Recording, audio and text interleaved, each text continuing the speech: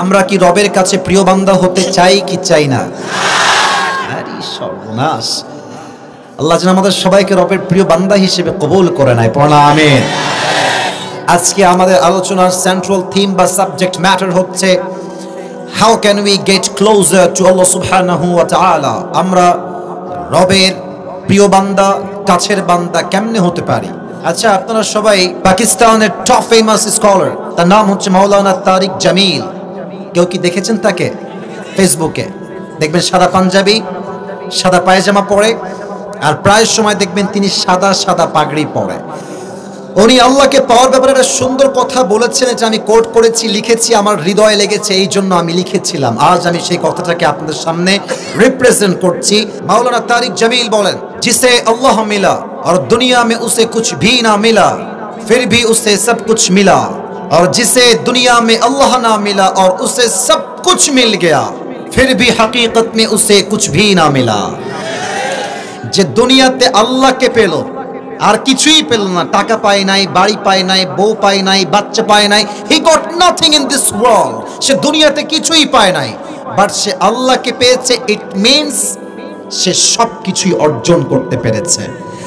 আরেকজন বান্দা দুনিয়াতে আল্লাহকে পায় নাই, বাট গুলশানের ফ্ল্যাট আছে, ঢাকার উত্তরায় ফ্ল্যাট আছে, দুবাইয়ে ফ্ল্যাট আছে, লন্ডনে ফ্ল্যাট আছে, আমেরিকাতে ফ্ল্যাট আছে, কোটি কোটি টাকার মালিক সে, বাট যে আল্লাহকে পায় নাই, সে সবকিছু পেয়েও আসলে কিছুই অর্জন করতে পারে নাই। ঠিক কিনা বলেন? আল্লাহ মিলা তো সব কুছ মিলা, আল্লাহ না মিলা তো দার হাকিকত কুছ ভি না মিলা। আল্লাহকে যে পেল সে সব পেল, আল্লাহকে যে পেল না সে যেন সব পেয়েও সবই হারিয়ে ফেললো। যুবক ভাইরা, ঠিক আছে কিনা বলো? ইমাম গাজ্জালী রাহমাতুল্লাহি আলাইহি বলেছেন, if you dream to get closer to Allah subhanahu wa ta'ala, Allah will open the door for you. যে বান্দা আল্লাহকে পাওয়ার জন্য চেষ্টা করে, স্বপ্ন দেখে যে আমি আল্লাহর প্রিয় বান্দা হয়েই ছাড়বো, আল্লাহ চতুর্পাশে তাকে পাওয়ার জন্য অসংখ্য অহরহ রাস্তা খুলে দেয়। সুবহানাল্লাহ পড়ে সবাই। কোরআনুল কারীমে আল্লাহ তাআলা বলেছেন সূরাতুল আনকাবুতের একদম শেষ নাম্বার আয়াত, ওয়াল্লাযীনা জাহাদু ফিনা লানাহদিয়ান্নাহুম সুবুলানা ওয়া ইন্নাল্লাহা লামাআল মুহসিনিন। যেই বান্দা আমি আল্লাহকে পাওয়ার জন্য একটা রাস্তা দিয়ে চেষ্টা করে, আমি আল্লাহ রাব্বুল আলামিন তার জন্য অসংখ্য অগণিত রাস্তা নিজেই খুলে দেই। কোন সুবহানাল্লাহ। যদি আপনি আপনার রবের সবচেয়ে কাছের বান্দা হতে চান, আপনাকে আপনার অন্তরকে আত্মশুদ্ধি করতে হবে, অন্তরকে পরিষ্কার করতে হবে। ঠাকুরগাঁয়ের হরিপুরের ভাড়া, এখন একটা প্রশ্ন করব, বুঝে শুনে জবাব দিবেন, না জানলে জবাব দিবেন না। একজন মানুষ যিনি কোনো নবী নন, বাট তার সন্তানের প্রতি তার নসিহত, ইনস্ট্রাকশন, গাইডলাইন আল্লাহ তাআলার কাছে এতটা পছন্দ হয়েছে যে ওই ব্যক্তির নামে কোরআনে আল্লাহ তাআলা একটা নির্ধারিত তার নামেই সূরা নাজিল করেছে। ওই ব্যক্তির নাম কি? কে? লোকমান হাকিম। রাইট আনসার, লোকমান হাকিম। লোকমানের হাকিমের মালিকের কাছে একজন যুবক এসে বলছে, লোকমানের মালিক, আপনার কাছে যে যুবকটা চাকরি করে গোলাম হিসেবে, এই লোকমান কোনো সাধারণ যুবক নয়। তার উইজডম, তার মেধা, তার ক্যাপাসিটি, তার ক্যাপাবিলিটি, তার কথা, তার জ্ঞান, তার নলেজ, তার প্রজ্ঞা এতটা প্রশস্ত, সে এতটা জ্ঞানী মানুষ, যখন সে কোথাও ছাগল চড়াতে যায়, গ্রামের 14 এলাকার মানুষ তার ওয়াজ নসিহত শোনার জন্য একটা মাঠে ঐক্যবদ্ধ হয়ে বসে যায়। সুবহানাল্লাহ পড়েন সবাই। লোকমানের হাকিমের মালিক বলছে, রিয়েলি? Is it true? এটা কি সত্য? না না, অসম্ভব, কারণ আমার তো গোলাম, সে এতটা চালাক নয়, এতটা প্রজ্ঞাপূর্ণ সে নয়। তো সেই যুবক বলছে, মালিক আপনি একবার তার মেধাকে যাচাই করে দেখেন সে কত মেধাবী। তো বলছে, ঠিক আছে তুমি যাও, লোকমান আসলে আমি টেস্ট করে দেখব তার ট্যালেন্ট কত বেশি, তার মেধা কত ভালো।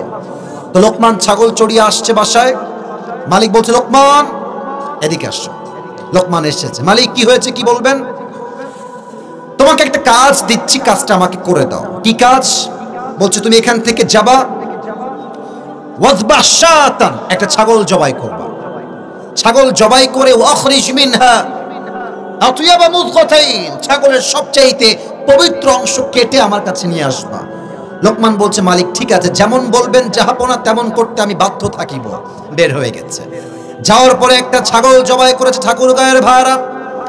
ছাগল জবাই করে ছাগলের সবচেয়ে পবিত্র অংশ কলিজা কেটে মালিকের কাছে নিয়ে আসছে, বলছে এই নেন মালিক, এটাই হচ্ছে ছাগলের সবচেয়ে পবিত্রতম অংশ, এই নেন।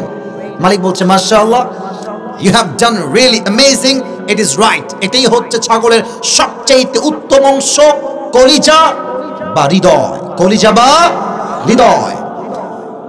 লোকমান আর একটা কাজ করবে, এখন আবার যাও ওয়াজবাশাত, আর একটা ছাগল জবাই করবা, ওয়াখরিজ মিনহা আখবাতা মুদগাতাইন, বাট এবার ছাগলের সবচেয়ে পবিত্র অংশ নয়, নাপাক অংশ কেটে আমার কাছে নিয়ে আসবা। বলছে ঠিক আছে লোকমান, এবার বের হয়ে যাও।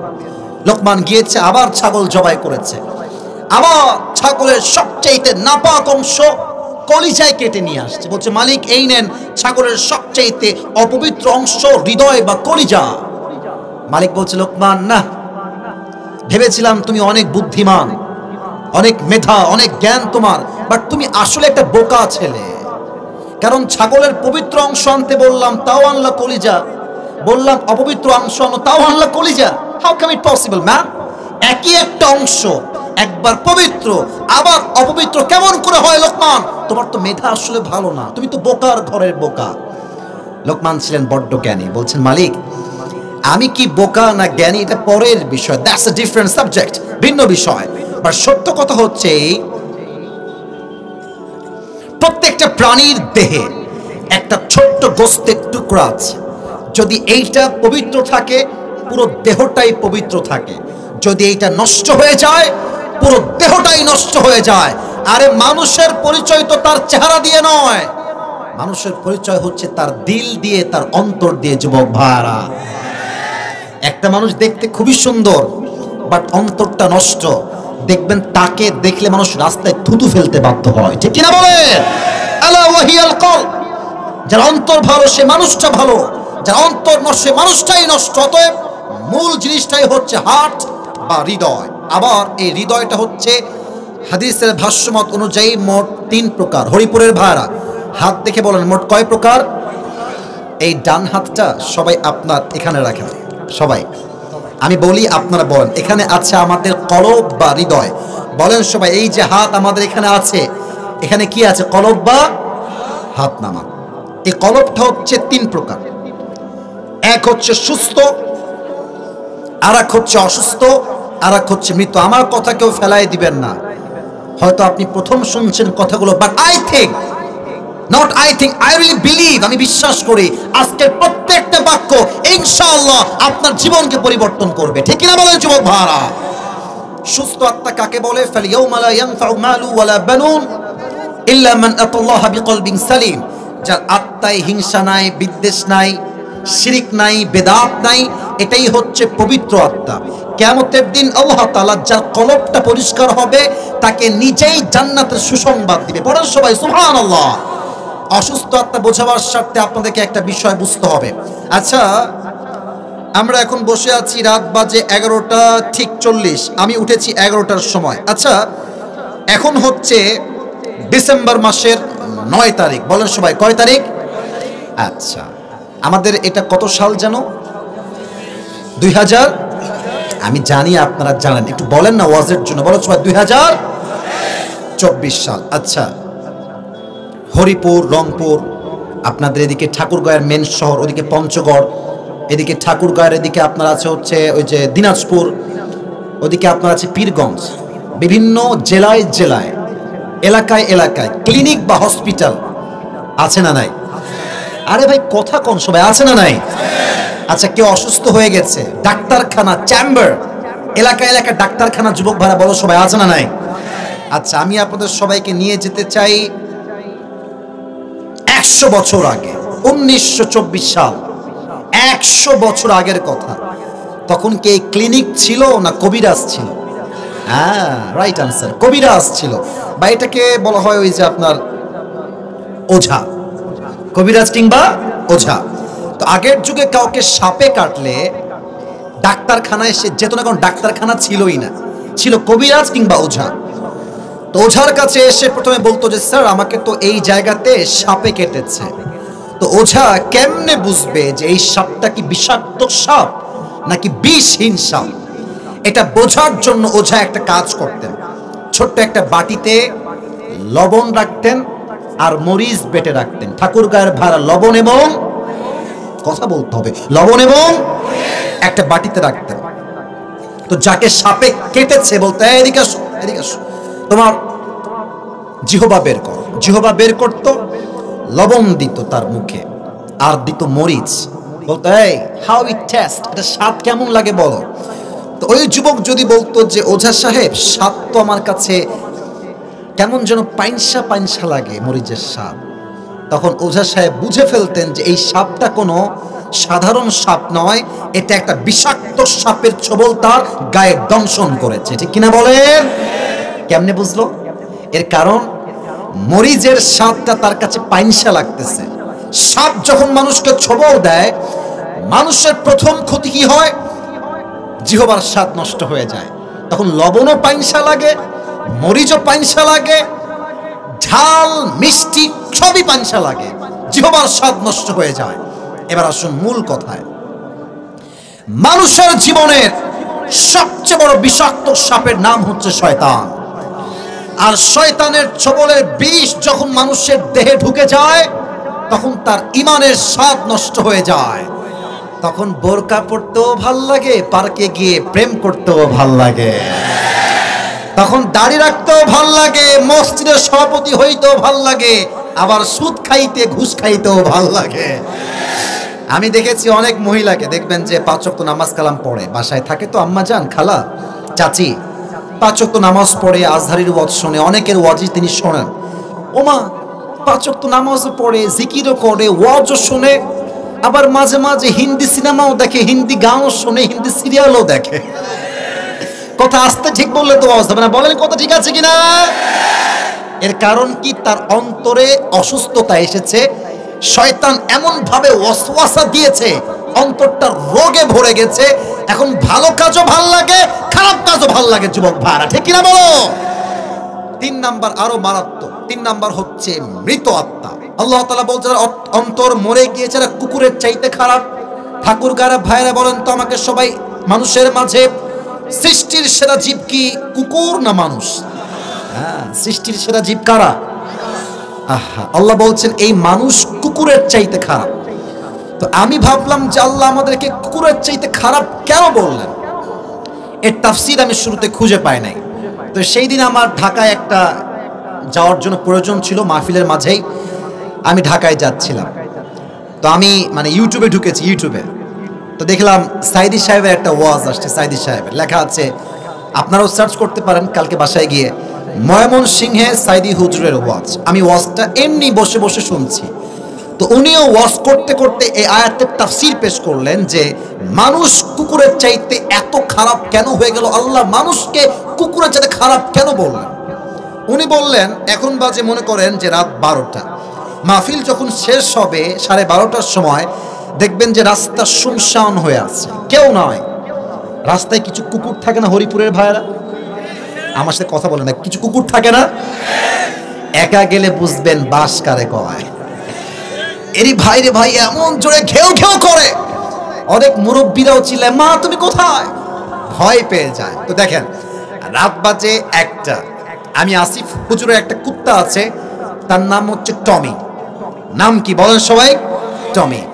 আচ্ছা, আমি এখন আছি, এই যে লাইট দেখতে পাচ্ছেন ডানে, লাইটের নিচে আছে, একটু বুঝবেন, আমি এক্সাম্পল দিচ্ছি প্র্যাকটিক্যালি বোঝাবার স্বার্থে। এই লাইটের নিচে আমার চেহারা আছে, আমাকে দেখা যাচ্ছে, কিন্তু আমি এখনো লাইটের নিচে আসি নাই, আমি আছি ঠিক ওই অন্ধকারের পেছনে। তো কুকুর যে বাসায় পাহারা দেয়, ও যখন দেখে দূর থেকে কোনো মানুষ আসছে, দেখবেন দেখার সাথে সাথে ঘেউ ঘেউ ঘেউ ঘেউ ঘেউ করে, চিৎকার দিয়ে ওঠে, কিন্তু মালিকের চেহারা সে এখন দেখে নাই। আমি যখন অন্ধকার থেকে আস্তে আস্তে হেঁটে এই লাইটের নিচে আসছি, আমার চেহারা দেখা যাচ্ছে যে আসিফ হুজুর চলে আসছে। দেখবেন কুকুর যেই মালিকের আন্ডারে থাকে, মালিকের চেহারা দেখার সাথে সাথেই আর ঘেউ ঘেউ করে না, সামনে এসে আস্তে করে সাউন্ড করে মাথাটা নিচু করে ফেলে। আমার মনে হয় কুকুর তার ভাষায় মালিককে বলে, sir I am extremely sorry, আপনাকে আমি চিনতে পারি নাই আগে, মাথা নিচু করে ফেলে। এখন প্রশ্ন, যে কুকুর তার মালিকের কাছে মাথা নত করলো কেন? মালিক তাকে কি দিয়েছে? উত্তর একটাই, এই তো সামান্য একটা পাউরুটি অথবা রুটি অথবা পানি অথবা থাকার একটা চট দিয়েছে, এতটুকুই তো, আর তো কিছু দেয় নাই। একটা মালিক কুকুরকে জাস্ট পাউরুটি দিয়েছে, তাই কুকুরটা তার মালিককে চিনতে ভুল করে নাই।